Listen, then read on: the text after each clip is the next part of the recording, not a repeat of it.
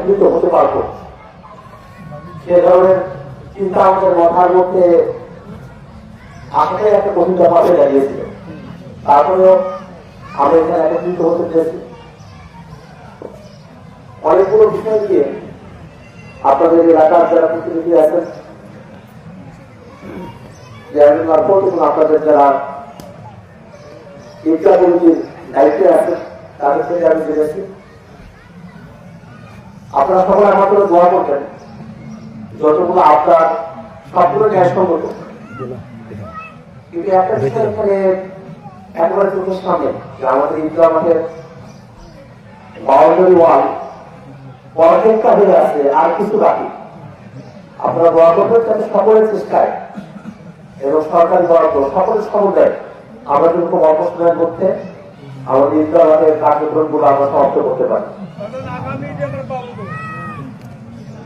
আল্লাহ কবুল করে নির্ভর করছে যে আমাদের বরাদ্দ কি পরিমাণে আসে এবং কি পরিমাণে কত সময়ের মধ্যে আমরা এটা এখানে হস্তান্তর করতে পারি।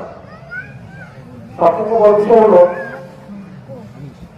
আপনারা সকলে জানেন যে আমি কেবল একজন উঠতি বয়সের ছেলে।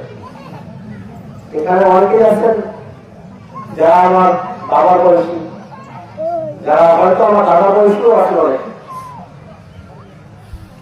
আমি আসলে আপনাদের সন্তানের বড়, তো অল্প বয়সে আমার উপর আমার উপর একটা বড় দায়িত্ব দিয়েছেন।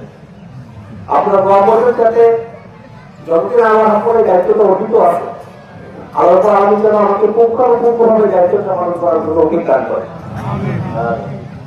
এবং নির্বাচনের আগে আমি বলেছি যে ব্যক্তিগত অর্থ দিয়ে আমি খুব বেশি উপকার করতে সামর্থ্য আমার নাই,